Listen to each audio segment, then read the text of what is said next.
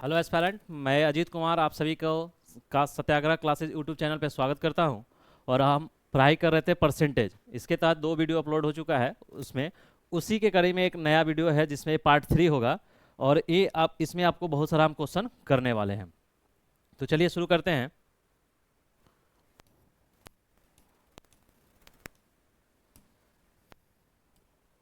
देखिए, पिछले जो वीडियो था उसमें ये 2 नंबर क्वेश्चन हमने कर लिया था। तो चलिए अब नेक्स्ट तीसरा नंबर क्वेश्चन देखते हैं क्या है। एक व्यक्ति अपनी आय का इतना खर्च करता है और रुपया इतना प्रति महीना बचा लेता है।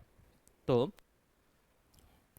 एक व्यक्ति है जो अपने आय का इतना खर्च करता है और इतना रुपया प्रति माह बचा लेता है, तो उसका मासिक खर्च रुपया में बताना है। देखिए, परसेंटेज के क्वेश्चन में क्या है कि आपको वो चीज़ देखना होता है क्या पूछ रहा है और किस हिसाब से हम इसको आगे बढ़ाना है। तो बोलिए, मासिक खर्च पूछ रहा है और आय का इतना खर्च करता है, तो उसका मासिक खर्च बताइए। अब मानिए अगर हमें आय मालूम रहता तो इतना परसेंट ले लेते तो उसका मासिक खर्च निकल जाता। ठीक है, आय तो मालूम है नहीं, तो मान लीजिए कि आय क्या है, एक्स है। आय क्या है, एक्स है। तो एक्स आय है, तो आय का कितना प्रतिशत कर रहा है, 66, 2/3% इतना खर्च करता है। ठीक है, और इतना रुपया प्रति महीना बचा लेता है, तो उसका मासिक खर्च, अच्छा चलिए इतना तो खर्च करेगा। ठीक है, ये क्या है, खर्च है आपका। अब मान के चलिए ये जो 66 बाई, इसको पहले सॉल्व कर लीजिए कितना है। तो 66 में करेंगे तो 6 का 18, 6 का 198, 200/3% है। अब देखिए उसका जो भी मासिक आय होगा उसका इतना प्रतिशत खर्च कर रहा है, तो मासिक आय का टोटल तो 100% ही होगा ना।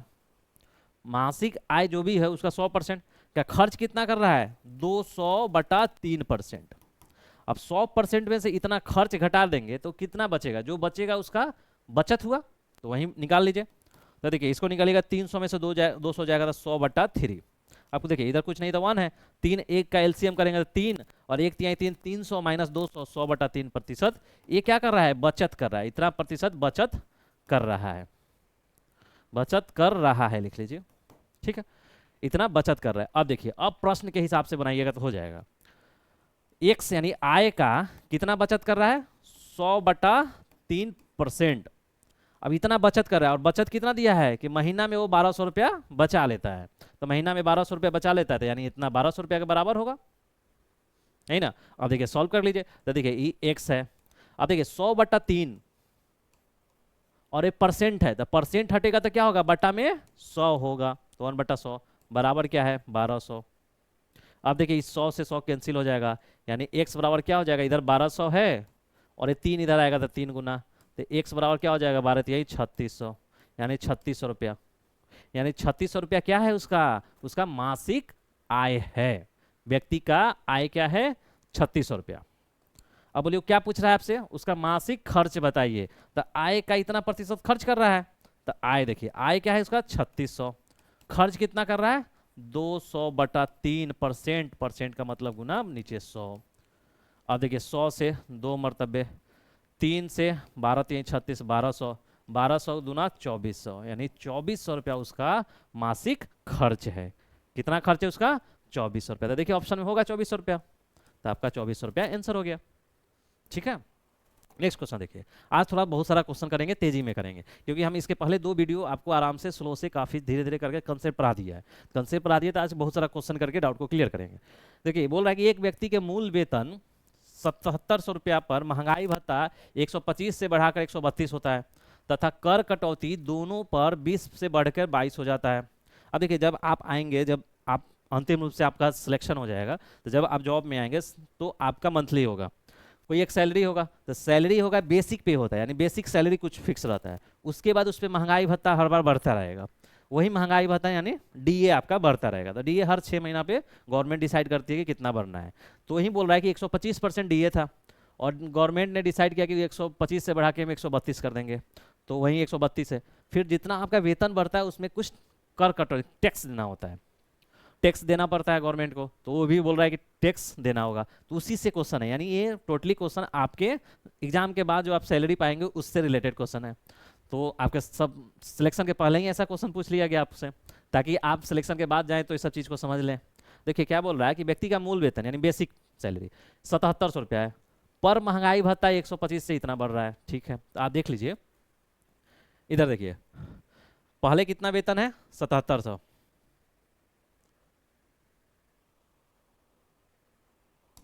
7700। अब इस पे देखिए, ये मूल वेतन है। अब 7700 पे 125% देखिए कितना होगा, तो 7700 का 125%, तो इस 100 से 100 कैंसिल, यानी बचा 77 गुना 125। तो एक की निकालिएगा तो क्या हो जाएगा, गुना करना होगा आपको, तो कर लीजिए। 125 में 77 से, 7 पचे 35, 3 7 दूना 14, 3 17, 1 7 1 8, 7 पचे 35, 3 7 दूना 14, 3 17, 7 1 8, यानी 5 7 5 12, 8 7 15, 1 16, 8 1 9, यानी 96 25। ये क्या आपका बना, महंगाई भत्ता। ये आपका वेतन ये है और महंगाई भत्ता इतना है, यानी टोटल टोटल सैलरी कितना बना, टोटल कितना हो गया, दोनों को जोड़ लीजिए। तो 7,000, 9,000, 16,000, 16 1 17,325 रुपया। मतलब जब 125 रह रहा है तब आपका कितना, 17,325 रुपया होगा। अब देखिए, अब सेकेंड केस में क्या बोल रहा है। अब देखिए, हम शॉर्ट में लिखे नहीं है, अब लिख क्या बनाइएगा, तो ऐसे लिखिएगा, मूल वेतन 7700 रुपया, उस पे महंगाई भत्ता 125 था, 77 का 125 बराबर इतना, यानी इतना महंगाई भत्ता हुआ। अतः कुल वेतन कितना हुआ, मूल वेतन प्लस महंगाई भत्ता, दोनों को जोड़ेंगे तो 17,325 रुपया हुआ। अब देखिए, दूसरा केस में बोल रहा है कि मूल वेतन तो उसका 7700 ही रह रहा है, ठीक, उससे महंगाई भत्ता 132 हो जा रहा है, यानी 7700 का 132% निकालिए आप, 132%। तो देखिए, 100 से 2 जीरो कैंसिल होगा, यानी 77 गुना 132। अब गुना कर लीजिए 132 में, 132 में 77 से, तो 7 दूना 14, 7 त्रिका 21, 21 1 22, और 7 दो 9, 7 दूना 14, 7 त्रिका 21 22, और 7 दो 9, यानी 4 4 दो 6, 9 2 11 10, 10,000, यानी 10,164 रुपया। ये क्या होगा, महंगाई भत्ता। अभी महंगाई भत्ता ये तो टोटल कितना हो जाएगा, टोटल हो जाएगा 7 10 17, 17 7 1 8, 864, 17,864 रुपया आपका होगा। 17,864 रुपया क्या होगा आपका, जब महंगाई भत्ता 132 हो गया तब।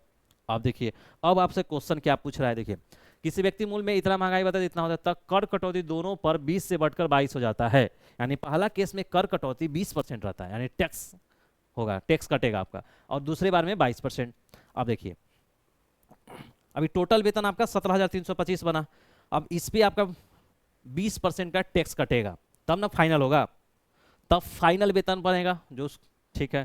तो इस पे आपको काटिए, कहाँ कर दें, 17,325, चलिए नेक्स्ट पेज पे कर दें 17,325।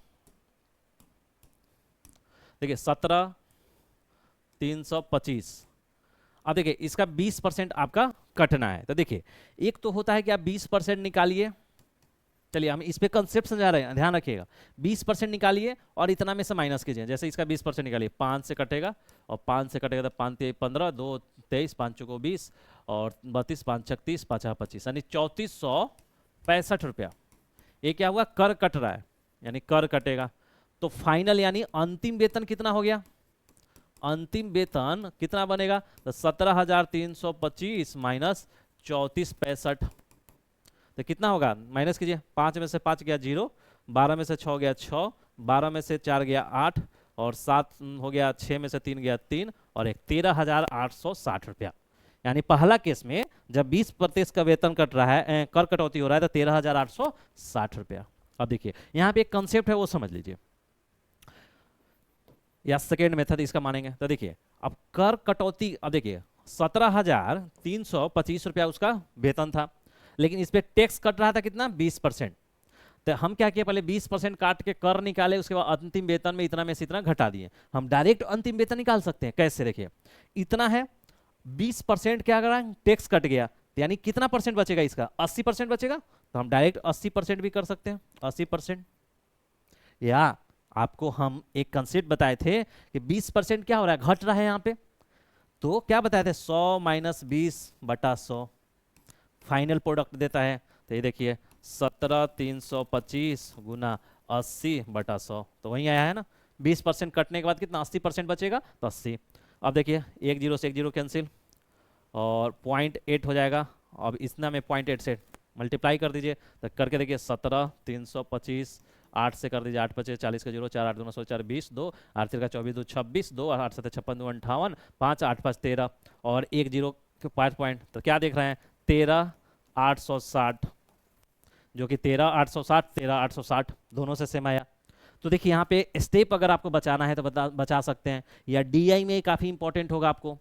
कैसे इंपॉर्टेंट होगा वो देखिए, बहुत बार आपको बोलेगा कि इतना का 20% घट जा रहा है, तो बहुत लोग करते हैं कि पहले जितना का 20% घटाना है तो पहले 20% निकालेंगे, ये निकला, और फिर इतना में से वो घटाएंगे तो इतना तक पहुंचेंगे, यानी 2 स्टेप वो बढ़ा रहे हैं, यानी टाइम टेकिंग थोड़ा होगा, यानी कैलकुलेशन ज़्यादा करना पड़ेगा। ठीक है, जिनको थोड़ा सा नॉलेज ठीक है या कंसेप्ट ठीक है तो डायरेक्ट यहाँ ये निकालेंगे कि चलो 17,325 है, 20% उसका वेतन कर कटौती हो रहा है तो 80% बचेगा, तो इतना का 100 माइनस 20/100, 80% निकल के डायरेक्ट इतना हो गया। यानी इसमें एक लाइन में हो रहा है, इसमें 2 लाइन आपका करना पड़ेगा। ठीक है, तो ये चीज के लिए हम आपको समझा रहे थे। तो देखिए अभी इसको हम रख रहे हैं, इसको मिटा रहे हैं, क्योंकि अब समझ गए हैं तो डायरेक्ट फाइनल वाला करेंगे ना। चलिए, तो पहला केस में फाइनल वेतन कितना हो रहा है 13,860 रुपया। दूसरा में देखिए क्या है 17,864 और इस पे कर कटौती है 22%, 17,864। देखिए क्या है 17,864, अंतिम वेतन देखिए कितना बनेगा, अंतिम वेतन यानी कर कटौती के बाद। तो देखिए इसमें कर कटौती कितना हो रहा है 22% हो रहा है, यानी 22% घटेगा, तो घटेगा तो यानी माइनस होगा, 22 घट जाएगा बटा 100। ध्यान के लिए 17,864 गुना 100 में से 22 जाएगा तो कितना बचेगा 88, नहीं 78, कितना बचेगा 78 और बटा 100। अब देखिए इसको कैसे करेंगे, या तो पहले इसमें गुना कर लीजिए या 100 से डिवाइड कर दीजिएगा, तो 100 से तो ऐसे डिवाइड हो जाएगा, तो क्या करिएगा गुना कर लीजिए। तो देखिए क्या करेंगे 17 8 6 4, 17,864 में 78 से गुना कर लीजिए, 8 चौको 32, 3 8 छक 48, 3 51, 5 8 अढ़ाई 64, 5 78, 6 8 7 56, 6 56 6 62 के 2, 6 8 6 14, 7 चौको 28 के 8, 2 7 छक 42, 2 44, 4 7 8 56, 60, 6 7 7 49, 49 6 50 55, 5 7 5 12, 2 8 1 9 9 4 13 का 3, 2 1 3 5 4 9, 2 1 3 1।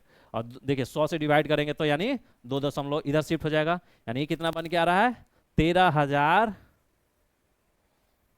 ये गुना वाला हटा दीजिए, यानी ये बन गया 13,933.92 रुपया आ रहा है, 13,933.92 रुपया आ रहा है। अब देखिए अब आपसे क्या पूछा था क्वेश्चन, देखिए एक क्वेश्चन थोड़ा कैलकुलेटिव था, जिस साल पूछा था, किस साल पूछा था, ये 60 से 62 में पूछा था। तो 60 से 62 में पूछा ना, थोड़ा सा लेंदी क्वेश्चन था, क्योंकि मतलब आपको 42 सेकंड में इस टाइप का क्वेश्चन नहीं बनाया जा सकता है, क्योंकि इसमें कैलकुलेशन है, इजी कैलकुलेशन भी नहीं है।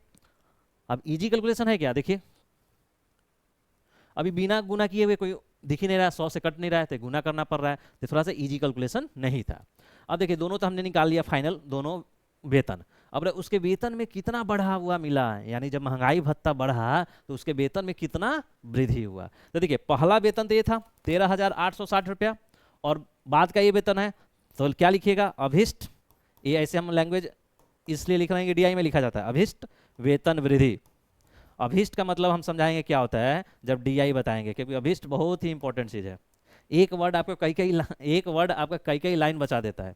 ठीक है, तो अभिष्ट वेतन वृद्धि बराबर क्या हो गया, फाइनल वेतन कितना था 13,933.92 और माइनस 13,860 रुपया, माइनस कीजिए तो ये लगभग 74 रुपया के आसपास आएगा, माइनस कीजिएगा तो लगभग 74 रुपया आएगा, जो कि आपका ऑप्शन 73 दशमलव कुछ आएगा। जैसे चलिए माइनस कर ही देते हैं, काहे के लिए आप कहिएगा कि सर मेहनत से बच रहे हैं। देखिए इधर कुछ नहीं था, जीरो है, यानी 0.92 तो रहेगा। ठीक है, 13 में से जीरो गया तो 3, मैंने 3 में से जीरो गया, 13 में से 6 गया 7, और 9 हो गया, 8 में से 8 गया जीरो, 3 में से 3 गया जीरो, 1 में से 1 गया जीरो, इतना, यानी 73.92 नहीं दिख रहा है, नहीं दिख रहा है। देखिए यहाँ पे 73.92 आ रहा है, क्या आ रहा है 73 उधर भी नहीं दिख रहा है, 73.92।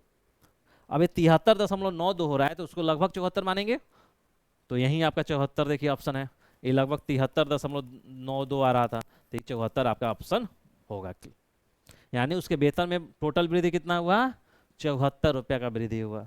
अब देखिए कितना अच्छा क्वेश्चन था कि वेतन तो इतना था, महंगाई भत्ता में कोई कहेगा कितना बढ़ गया 7% बढ़ा, लोग कहेगा गवर्नमेंट क्या किया है, महंगाई भत्ता हमारा 7% बढ़ा दिया है, मतलब 7% का महंगाई भत्ता बढ़ा, लेकिन टैक्स 2%। ऐसे देखिएगा तो महंगाई भत्ता 7 बढ़ाया, टैक्स तो 2% बढ़ाया, तो फायदा तो होगा ही, लेकिन टोटल कितना फायदा हो रहा है, मात्र 74 रुपया का, जबकि वेतन 7700 का है। ठीक है, नेक्स्ट क्वेश्चन देखिए।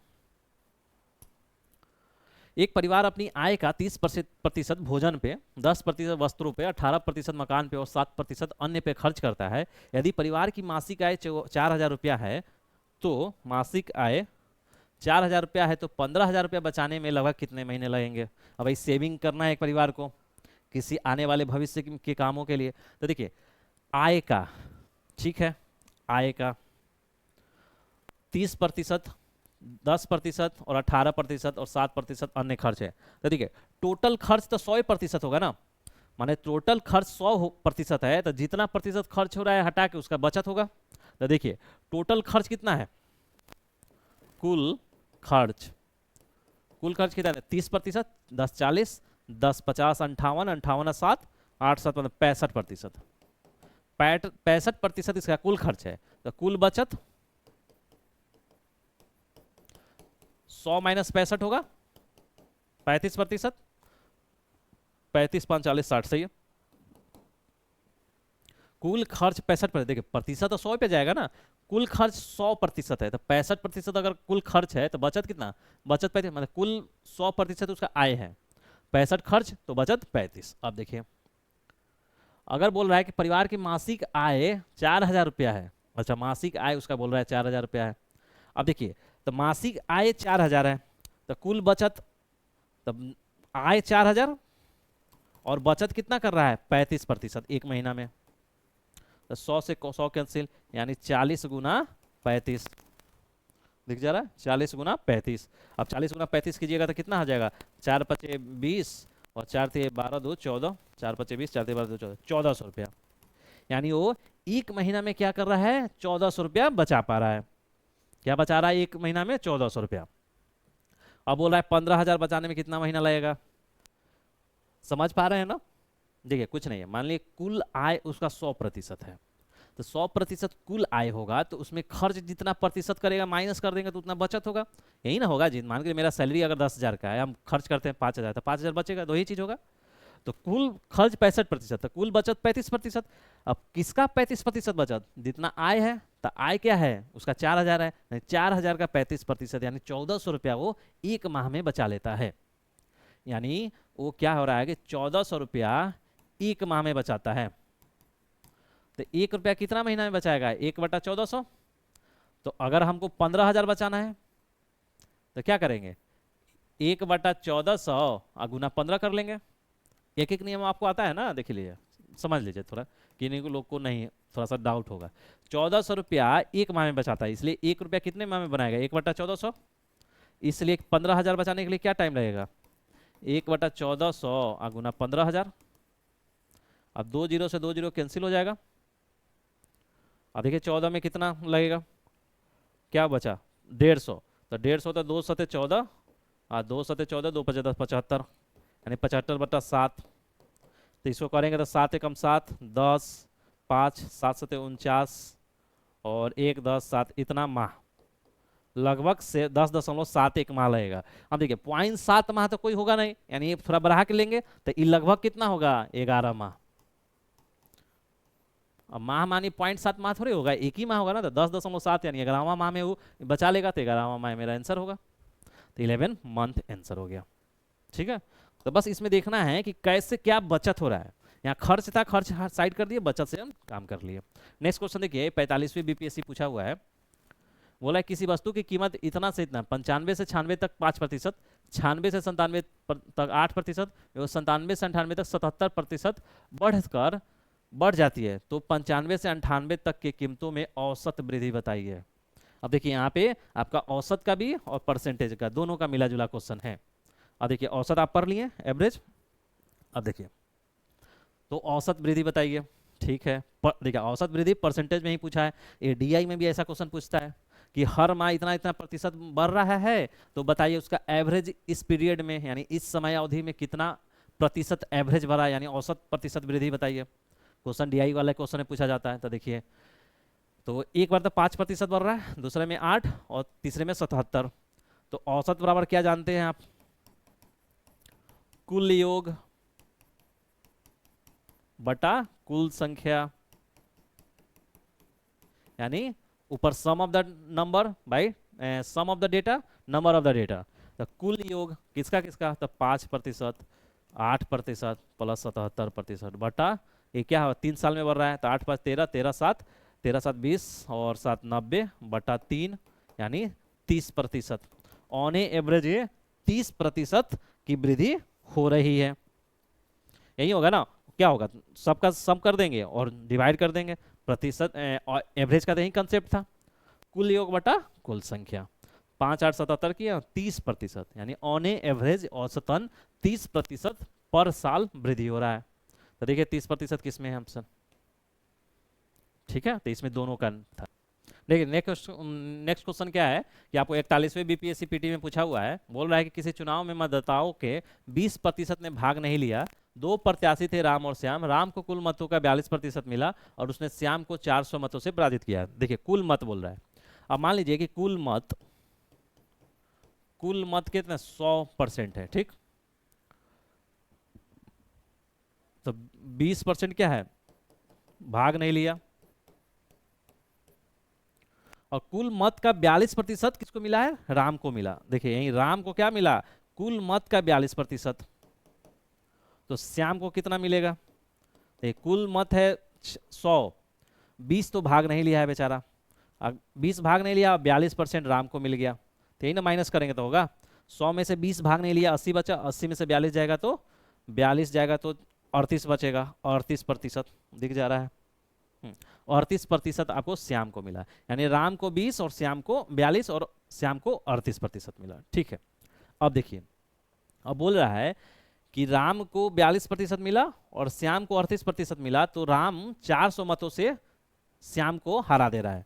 तो देखिए राम को जितना वोट मिला 42% और श्याम को 38%, जो दोनों में से जो डिफरेंस होगा यानी अंतर होगा वहीं तो ये 400 मत होगा। समझिए चीज, राम को 42%, टोटल का 42% उसको मिला, श्याम को 38% मिला। दोनों के वोट में कितना प्रतिशत का अंतर है? तो 42 में से 38 जाएगा तो 4% का। तो 4% का जो अंतर है उतना ही अंतर ना होगा ये 400 मत, क्योंकि 400 मत से जीत रहा है श्याम से। तो श्याम को क्या 400 मत कम आया होगा और राम को 400 ज्यादा आया होगा। तो राम को 42 आया, 42%, और श्याम को 38%,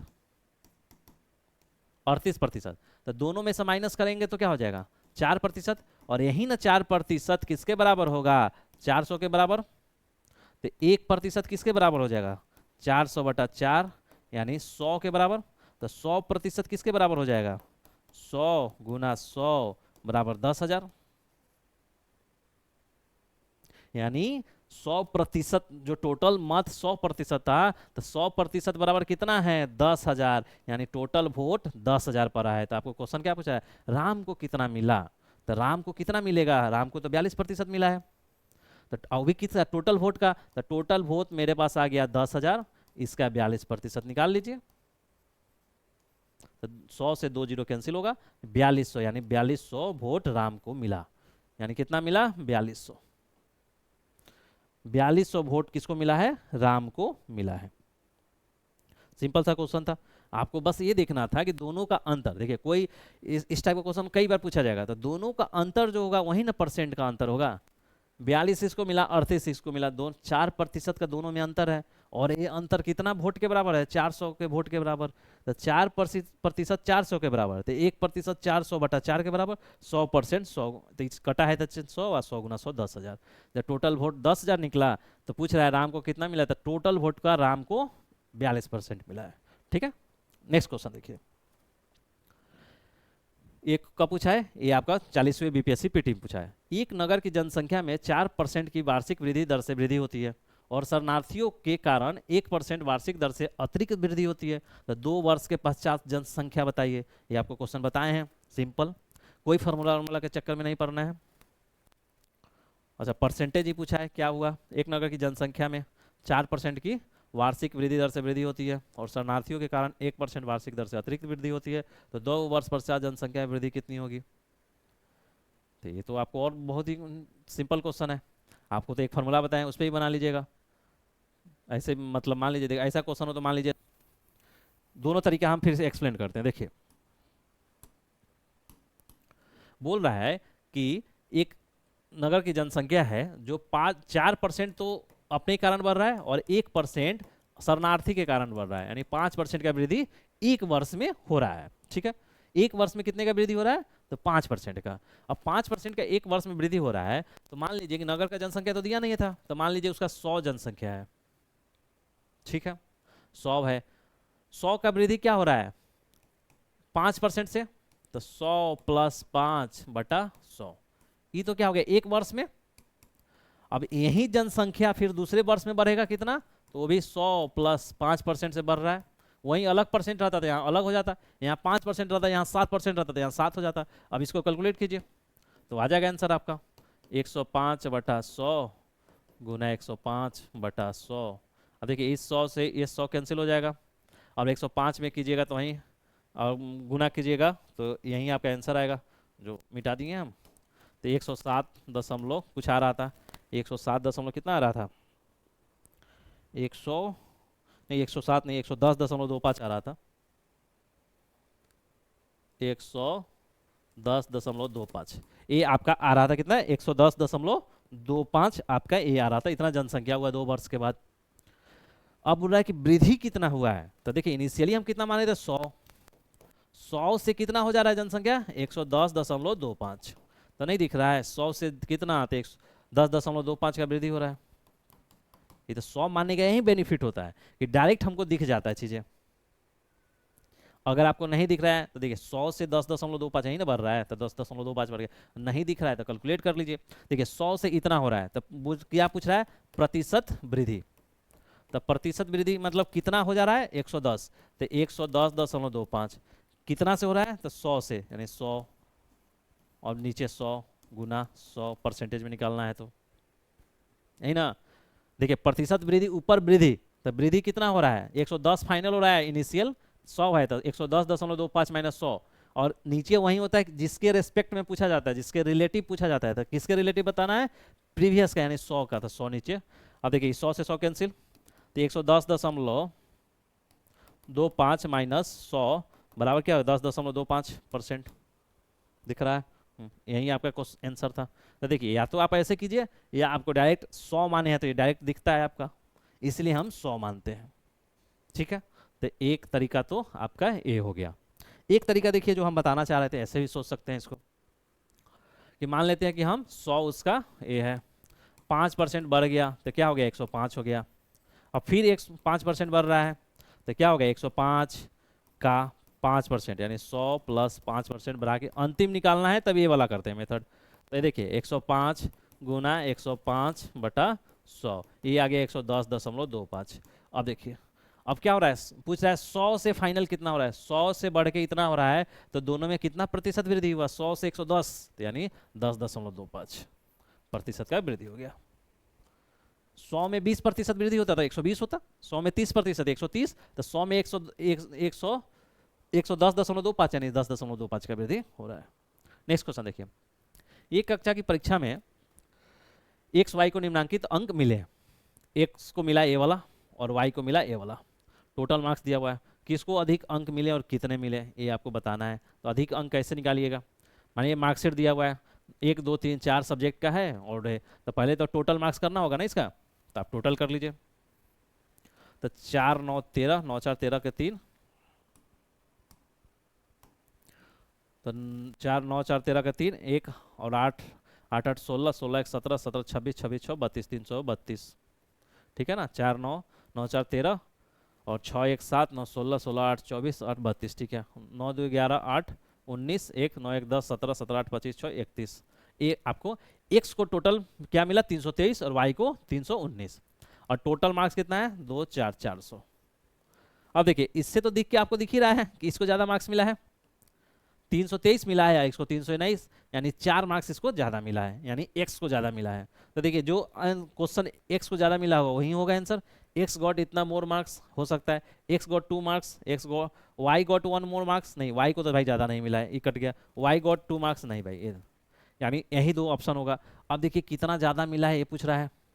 तो देखिए अब इसका परसेंटेज निकाल लीजिए। एक्स को कितना मार्क्स मिला है, एक्स के लिए परसेंटेज मार्क्स निकालिए। तो 323 तो उसको मार्क्स टोटल मिला है। परसेंटेज बराबर क्या होगा, टोटल और कितना में टोटल, तो देखिए 400 टोटल मार्क्स है, गुना 100, यही ना, समझ रहे हैं ना चीज़ों को। देखिए एक्स को मार्क्स मिला 323, कितना में था 400, 323 बटा 400, ये क्या है फ्रैक्शन में है, तो इसको 100 से मल्टीप्लाई करके परसेंटेज में बना लिए। ठीक है, अब ये 4 मरतबे कटेगा और 4 अट्ठे 32, 0 3 30, 4 सत्ते 28, 2 20, 4 पचे 20, इतना परसेंट। अब देखिए वाई को कितना मिला, वाई को कितना मिला है 319, बट टोटल मार्क्स तो 400 का है, ये भी 100, तो 100 चौको 400, और ये करेंगे 4 अट्ठे 32 नहीं होगा, 4 सत्ते 28, 28 2 30, 3 28, 3 3 हो जाएगा तो 39, 39 होगा तो 4 दहाँ का 4 9 36, और 36 और 3 3 30, 4 सत्ते 28, 2 4 पचे 20, लगभग इतना परसेंट। अब ये दोनों मार्क्स उसको मिला। अब दोनों मार्क्स मिला तो दोनों को टैली कर लेंगे। एक को कितना मिला 80.75, एक को मिला 79.75। अब देख क्लियर दिख रहा है कि ये दोनों में क्या है, 1% का अंतर है, यानी 1% एक्स को अधिक मार्क्स मिला है। तो देखिए कौन सा ऑप्शन है, तो ये वाला, एक्स गॉट 1% मोर मार्क्स। ठीक है, तो ऐसे निकालना था। तो इसमें दोनों का टैली करके आपको परसेंटेज मार्क्स निकालना था। ये देखिए 40वीं बीपीएससी में पूछा हुआ क्वेश्चन है। नेक्स्ट क्वेश्चन देखिए, ये 39वीं बीपीएससी में पूछा हुआ है, यदि x का 44% 11 हो तो x का मान बताइए। तो ये बहुत इजी क्वेश्चन है। x का 44% क्या है, 11 है। x का 44%, 44 बटा 100 11 है। अब कर लीजिए, तो x बराबर 11, ये नीचे से जाएगा ऊपर 100 और 44, तो ये 11 चौको 44 और 4 से 25 मरतबे, यानी 25, यानी x कितना निकल गया 25। तो पूछा कि इसका x क्या है, तो 25 है, ऑप्शन बी। नेक्स्ट क्वेश्चन देखिए, एक 39वीं बीपीएससी में पूछा हुआ है, एक परीक्षा में 20% छात्र अंग्रेजी में असफल हुए, 35% छात्र हिंदी में असफल हुए और 27% छात्र दोनों में असफल हुए। तो सफल छात्रों की संख्या इतना है, तो परीक्षा में बैठने वाले छात्रों की संख्या बताइए।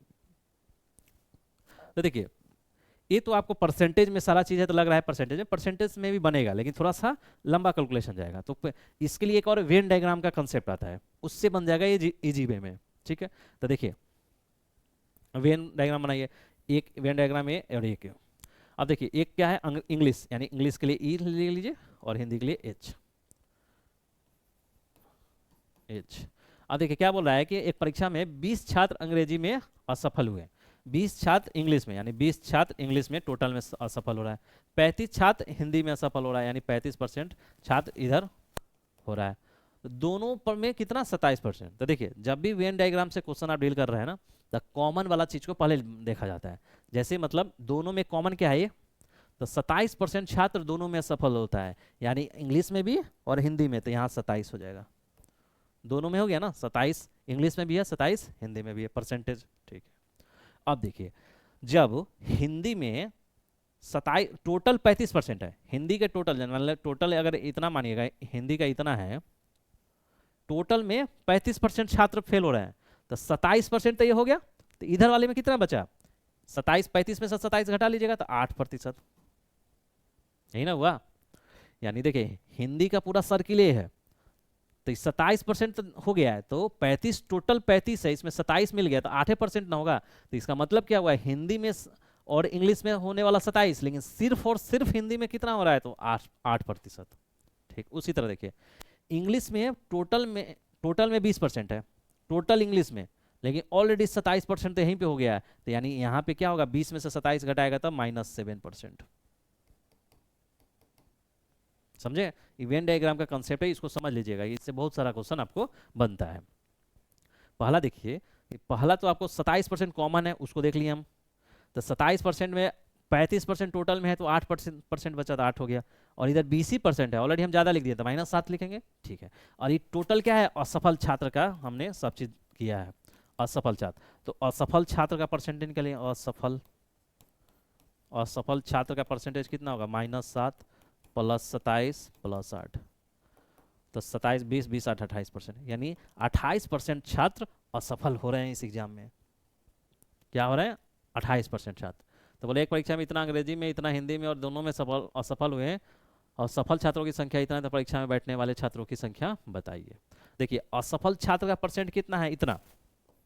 तो सफल का कितना होगा? सफल छात्र दिख जा रहा है? हाँ, सफल छात्र कितना हो गया? तो देखिए पूरे एग्जाम में 100% मान लीजिए टोटल है सफल और असफल का, तो 100। तो 100% छात्र है जिसमें 28 आपका असफल हो जा रहा है, तो 28 घटा देंगे तो जितना बचेगा वही ना सफल होगा। तो 28 2 30 और 72, यानी 72% छात्र आपका क्या हुआ? सफल हुआ इस एग्जाम में। अब बोलिए, अब जब 72% छात्र सफल हुआ और बोल रहा है कि सफल छात्रों की संख्या क्या है? 228, 288, यानी 72% बराबर क्या है? 288। यही ना? समझ पा रहे हैं? पहले हमने क्या किया, ये तो वेन डायग्राम से हमने देख लिया, तो असफल छात्र हमको पता चल गया 28%। 28% जैसे ही असफल छात्र पता चला, तो 100 में से माइनस कर देंगे 28, तो 72% सफल छात्र। तो 72% सफल हो रहा है, और सफल छात्रों की संख्या कितना बता रखा है? 288, तो इतना बराबर 288। ठीक है, अब देखिए, तो इतना, तो 1% बराबर क्या हो जाएगा? 288/72, इसलिए 100%, क्योंकि टोटल तो 100% छात्र है ना, गुना 100। अब देखिए 8 से कट रहा है क्या? 8 9 72, 8 चौको 32 नहीं होगा, तो 9 तिरका 27, 9 से कट रहा है, 9 8 72, और 9 तिरका 27, 1 9 दूना 18, 8 चौको 32, यानी 400, यानी 400, यानी 100% बराबर क्या निकला? 400। यानी 100% क्या था? टोटल सफल और असफल छात्र 100% था, तो 100% बराबर 400, यानी इस एग्जाम में बैठने वाले छात्रों की संख्या क्या था? 400। यही पूछा है ना, परीक्षा में बैठने वाले छात्रों की संख्या, तो 400 आपका आंसर। देखें, तो कैलकुलेशन ज़्यादा नहीं। अब देखिए हम समझाने के लिए आपको इतना किए हैं, नहीं तो अगर आप समझाना नहीं रहता, अगर हमको बनाना रहता, तो बस हम ये वेन डायग्राम बनाते और इसको ये भी नहीं लिखते, डायरेक्ट कैलकुलेट करते। अच्छा 27 में से 7 गया 20, 20 8 28, 28, यानी 28% छात्र सफल हुआ, तो 100 में से 28 जाएगा 72, यानी 72% बराबर 288 दे रखा है। तो 100% बराबर क्या होगा? एको हम नहीं करते 100, तो 288 यहीं पे लिखते 72 और गुना 100, और ये काटते तो 4 मरतबे और 400, बस हो गया। इतना ही काफी है, पीटी के लिए तो यही करना होता है ना, पीटी के लिए तो इतना ही है, इतना स्पेस तो बगल में रहता ही है, इतना ही स्पेस की जरूरत होता है। ये तो हम आपको समझाने के लिए इतना किए हैं। ठीक है, नेक्स्ट क्वेश्चन देखिए, ये 39वीं बीपीएससी में पूछा हुआ है। Consider the following statement, 40% increment in any number, it is sufficient that number multiply by 1.4। देखिए बेसिक क्वेश्चन है, किसी संख्या में 40% वृद्धि के लिए पर्याप्त है कि उस संख्या को 1.4 से गुना किया जाए। तो मान लीजिए कि उस संख्या चलिए x है, अब x में 40% की वृद्धि करना है, तो x का 40% यानी 100 प्लस 40% वृद्धि करना है बटा 100, यही ना। अंतिम अंतिम पूछ रहा है, 40% वृद्धि के लिए पर्याप्त है कि उतना से गुना कर दिया जाए। ठीक है, ये क्वेश्चन के साथ साथ भी ये कंसेप्ट भी है। देखिए कैसे कंसेप्ट बताते हैं, देखिए थोड़ा इसको बढ़िया समझिएगा। x गुना 100, 140/100। अब देखिए इसको क्या कीजिए, x गुना 1.4, यानी 1.4x। ठीक है, तो यही ना बोल रहा है कि किसी संख्या में 40% वृद्धि के लिए पर्याप्त है कि उस संख्या को 1.4 से गुना किया जाए। तो देखिए एक संख्या माने थे, तो x में क्या है? 1.4 से ही तो गुना है, तो ये स्टेटमेंट मेरा क्या है? सही है। अब देखिए जब ये स्टेटमेंट सही है, तो यहाँ से एक कंसेप्ट को आप देख सकते हैं ना, कि किसी संख्या को अगर 40% बढ़ाना है, तो 100 प्लस 40/100 इसको कैलकुलेट कीजिएगा तो आएगा 140/100, यानी 40% बढ़ाना है तो 100 में 40 जोड़ दीजिए, बट्टा करके लीजिए 140/100। तब हम बहुत जगह ये भी नहीं लिखेंगे टोटल। अगर हमको बढ़ाना होगा कि x को में 40% का वृद्धि कीजिए, तो x गुना 40 है तो 140 हो जाएगा बटा 100। अभी कर देंगे 1.4x, यानी जितना परसेंट बढ़ाना रहता है 100 में जोड़ के बटा 100 करना रहता है। ठीक है, अब देखिए नेक्स्ट, तो ये तो पहला स्टेटमेंट सही हो गया। दूसरा स्टेटमेंट देखिए, इसी बेसिस पे कराएंगे ताकि आपका कंसेप्ट क्लियर हो जाए। बोला किसी संख्या में 40% कमी करने के लिए पर्याप्त है कि उस संख्या को इतना से विभाजित कर दें। अब मान के बढ़ाने के लिए 1.4 से गुना किए हैं, तो घटाने के लिए उससे भागा कर दें, देखिए होता है कि नहीं। मान लीजिए वो संख्या x है, अब x का क्या करना है, 40% कमी करना है, तो कमी के लिए क्या होता है, -40/100। x का 100 में से 40 गया तो 60/100। एक की जगह तो क्या हो जाए, x गुना 0.06, 0.0 नहीं सिर्फ 6, क्योंकि दो जीरो है, भाग करेंगे तो दो जीरो के, दो पॉइंट के बाद दशमलव हो जाएगा 0.60, यानी क्या निकल के आएगा, 0.6x। ठीक है। अब ये बोल रहा है, अब हमको बताना रहता, तो इस स्टेटमेंट को हम ऐसे भी लिख देते हैं कि किसी संख्या में 40% कमी करने के लिए पर्याप्त है कि उस संख्या को 0.6 से गुना किया जाए, तब तो मेरा स्टेटमेंट सही हो जाता। 0.6 से गुना किए हैं, ठीक है, 0.6 से गुना किए हैं, लेकिन विभाजित का पूछा है, तो विभाजित का पूछा है तो हमको विभाजन वाला चीजें लाना होगा। तो देखिए 0.6x है, तो इसको विभाजन के लिए लेंगे तो क्या होगा, x, क्योंकि हमको x में ही विभाजित करना है, तो 0.6 को नीचे ले आइए, या देखिए ऐसे कर लीजिए, ज़्यादा इजी रहेगा। यहीं से एक स्टेप और पीछे से देखिए, यहाँ तक मेरा आया था, ठीक है ना, 60/100। तो ये क्या होगा, 1 0 से 1 0 कैंसिल हो गया, 2 3 6 और 2 चौको चाहे 6 रहने दीजिए, इजी रहेगा आपको देखने के लिए। तो 60/100, 1 0 से 1 0 कैंसिल है, 6/10, यानी 6/10। ठीक है, अब x रख दीजिए ऊपर, इसको नीचे लाएंगे तो नीचे लाएंगे क्या, 10/6, नीचे आएगा तो पलट जाता है 10 और नीचे 6। ठीक है, तो अब कितना से भाग करना पड़ेगा, बोल रहा है भाग करने के लिए आपको x में कितना से इतना, तो इसको भाग कीजिएगा तो 6 एकम 6, 3 30, 6 35, 6 नहीं 6 एकम 6 40 आता है ना, देखिए 6 एकम 6 40 बचेगा, 6 8 48 नहीं 6 6 7 42, 40 बचेगा ना, तो 6 6 36, 6 6 36, 40, 6 6 36, 1.66 होगा। ठीक है, तो आपको क्या चीज़ से अगर बोलता है कि 1.66 से अगर डिवाइड कर रहे हैं तब मेरा स्टेटमेंट सही हो जाता, लेकिन ये स्टेटमेंट मेरा गलत हो गया, क्योंकि बोल रहे हैं नहीं 1.44 से कीजिए, नहीं, तो क्या हुआ, P is correct, Q is wrong. तो क्या लिखा, P is true and Q is false, हाँ जी सही है, ये सब गलत हो गया। तो आपको अब से जो नया पैटर्न बीपीएससी का हुआ उसमें इस टाइप का स्टेटमेंट देके क्वेश्चन पूछने का पैटर्न बन रहा है, तो इस टाइप का क्वेश्चन भी आपको पूछा जा सकता है। CDPO 1998 में आपका पूछा गया है। इसमें क्या बोल रहा है, एक परीक्षा में ए को 30 अंक प्राप्त होते हैं किंतु वो 60 अंकों से अनुत्तीर्ण हो जाता है, ये 30% होगा, 30% अंक प्राप्त होते हैं किंतु वो 60 अंकों से अनुत्तीर्ण हो जाता है, जबकि बी को 45 अंक प्राप्त होते हैं और इस प्रकार वो आवश्यक न्यूनतम उत्तीर्ण अंकों से 15 अधिक पाता है। तो न्यूनतम उत्तीर्णांक बताइए, यानी पासिंग नंबर आपसे पूछना है।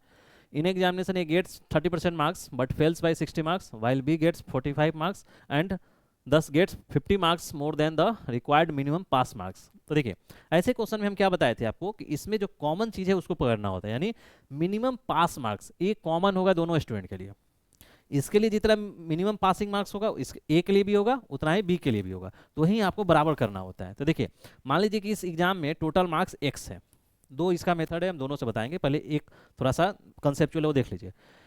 एक है x है, अब a को देखिए कितना मिला, a को कितना मिल रहा है, तो a को क्या मिल रहा है 30% है, यानी x का 30% तो मिल रहा है, लेकिन बेचारे कितना से 60 अंक से फेल हो जा रहा है, यानी इतना मार्क्स मिला और 60 अंक से, यानी 60 और आता तो पास हो जाते बेचारे।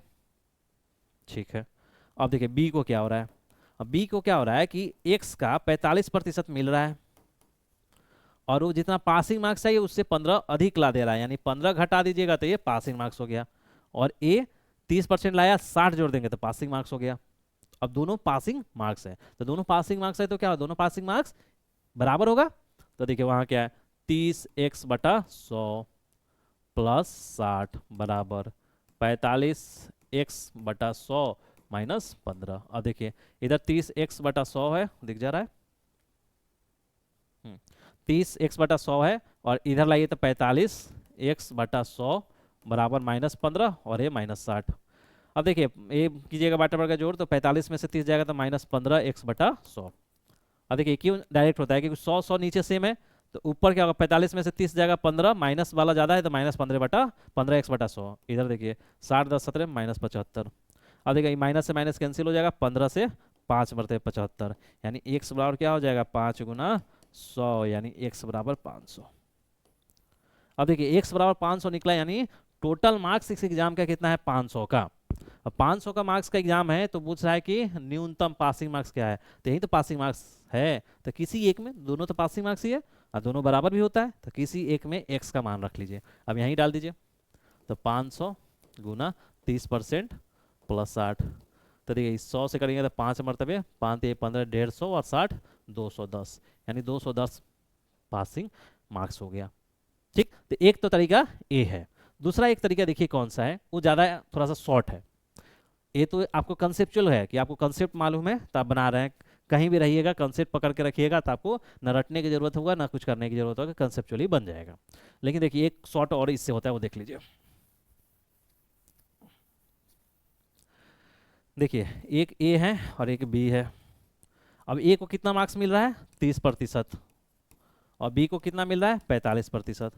अब ए को 30% मिल रहा है, लेकिन वो 60 अंक से पीछे रह जा रहा है, यानी पासिंग मार्क्स के बैरियर से 60 पीछे रह जा रहा है। और ये क्या होगा, पासिंग मार्क्स के बैरियर से 15 आगे चल जा रहा है। ठीक है, ठीक है। अब देखिए कि ए को और बी को मिला मार्क्स में कितना का अंतर है, अंतर कितना का है, तो 45 माइनस 30, 15 मार्क्स का अंतर है। तो परसेंटेज में 15 मार्क्स का अंतर है दोनों के मार्क्स में, लेकिन मार्क्स में कितना का अंतर है, तो देखिए ये बैरियर से 60 पीछे रह जा रहा है और ये बैरियर से 15 आगे चल जा रहा है, यानी इधर का 60 और इधर का 15, कितना का अंतर दोनों में 75। समझिए, माने ये पासिंग मार्क्स का बैरियर था और ये राम 60 पीछे रह गया और ये 15 आगे चल गया, तो ये दोनों के बीच का डिफरेंस क्या है, तो यहाँ से यहाँ तक 60 और यहाँ से यहाँ 15, यानी 75, यानी 75, यानी दोनों के बीच का जो परसेंटेज में डिफरेंस है और ये मार्क्स में डिफरेंस है, दोनों बराबर होगा। तो 15% बराबर 75, इसलिए 1% बराबर 75/15, इसलिए 100%, शायद नहीं दिख रहा होगा, देखिए यहाँ देखिए 15% बराबर 75, इसलिए 1% बराबर 75/15, इसलिए 100% बराबर 75/15 गुना 100।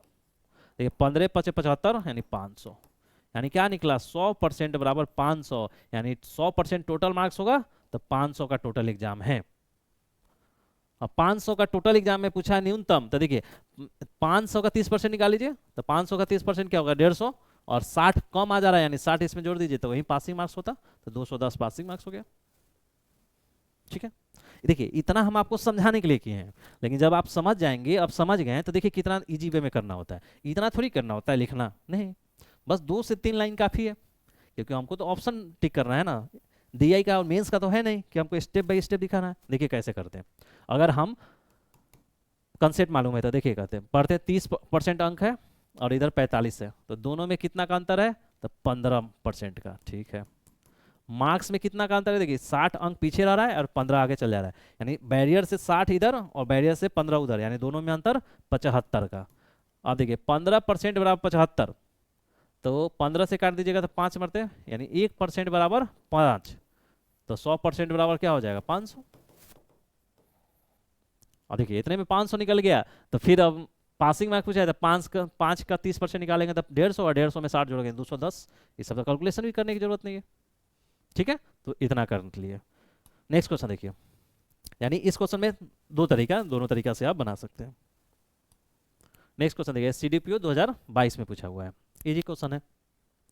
पूछा कि गांव की जनसंख्या इतना है और वार्षिक रूप से 10% की वृद्धि से बढ़ रहा है, तो 2 वर्ष के बाद बता दीजिए हमें।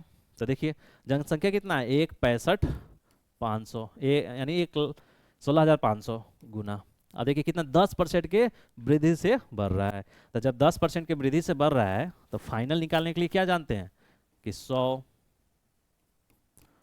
प्लस 10/10, 100, ये क्या हुआ 1 साल में बढ़ा होगा।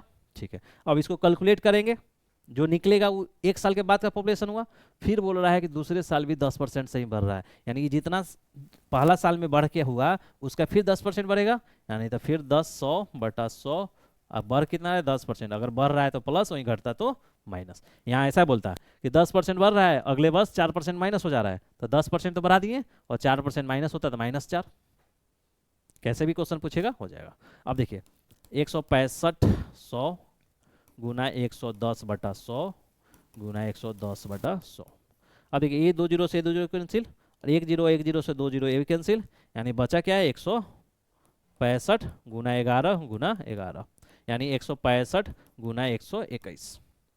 दिख जा रहा, 165 गुना 121। अब गुना कर देना है सिंपल, 165 में 121 से, तो 165, 5 दूना 10, 6 दूना 12 13, 2 1 3 और 165, 5 6 3 5 3 8 1 9, 6 3 9 और 1,19,965, 19,965 आंसर। ठीक है, आपका एक क्वेश्चन इजी था ये, हम आपको थ्योरी में बताए हुए हैं इस टाइप का, लेकिन आप कंसेप्ट देंगे कैसे ऐसे बढ़ता है, वो हो गया। ठीक है, नेक्स्ट क्वेश्चन देखिए। चलिए, प्रीवियस ईयर बीपीएससी का प्रीवियस ईयर क्वेश्चन यहाँ तक समाप्त हो गया। चूंकि ये वीडियो फिर 1 घंटा से ज़्यादा हो गया, तो मैं लंबा लंबा वीडियो आपको नहीं प्रोवाइड करना चाहता हूँ, क्योंकि कंटिन्यू बैठ के कंसंट्रेशन के साथ 1 घंटा से ज़्यादा का वीडियो देखना थोड़ा टफ होता है। 1 घंटा पर्याप्त है फुल कंसंट्रेशन के साथ देखने का, फिर 5 से 10 मिनट का पॉज लेने का। तो इसलिए मैं 1 घंटा 5 मिनट से ज़्यादा का वीडियो नहीं बनाना चाहता हूँ। लेकिन चूंकि ये चैप्टर इतना इंपॉर्टेंट है, आपको पीटी में तो छोड़ भी दिया जाए, क्योंकि पीटी में नहीं पढ़ के जाइएगा तो एक क्वेश्चन आएगा 1 नंबर का, कोई ज़्यादा इशू नहीं। लेकिन डीआई में कोई ऐसा क्वेश्चन नहीं होगा जिसमें परसेंटेज का यूज ना हो, तो इसलिए डीआई के लिए 72 मार्क्स के लिए काफ़ी इंपॉर्टेंट है। इसलिए हम इसको बहुत स्लो स्लो से कई लेक्चर में पढ़ रहे हैं। 2 ऑलरेडी अपलोड हो चुका है, एक तीसरा बन गया, और अभी भी क्वेश्चन नहीं समाप्त हुआ है। अभी तक आपने थ्योरी और एग्जाम्पल और प्रीवियस ईयर देखा है बीपीएससी का, अभी और यूपीएससी का प्रीवियस ईयर और अदर एग्जाम का प्रीवियस ईयर, जहाँ ऐसा क्वेश्चन आ रहे हैं जो आपके बीपीएससी में आने लायक है, उस सबका कलेक्शन किया हुआ है, इसलिए उस सभी बताएंगे। इसलिए नेक्स्ट वीडियो में इसमें वो सब कलेक्शन को डील कर लेंगे, उसके बाद इस टॉपिक को समाप्त किया जाएगा। तो बस इस वीडियो में इतना ही। Thank you for watching. Please like करें, शेयर करें, सब्सक्राइब करें, अपने दोस्तों को बताएं, और ताकि हम भी मोटिवेट हो और आपके लिए अच्छा अच्छा कंटेंट लेके आएँ। और एक बात और, मेरा एक टेलीग्राम चैनल है जो बीपीएससी सत्याग्रह क्लासेस करके है, वहाँ पे डेली पेपर एडिटोरियल का एक नया सीरीज की शुरुआत किया गया है, जहाँ पे डेली आपको कई 7-8 पेपर का मुख्य जो बेस्ट आर्टिकल होता है, जो आपके बीपीएससी मेंस और एसए राइटिंग में आपका इंपॉर्टेंट हो सकता है, उसको दिया जाता है। तो प्लीज़ उस वहाँ भी जुड़े और उसका बेनिफिट उठाएं। Thank you for watching.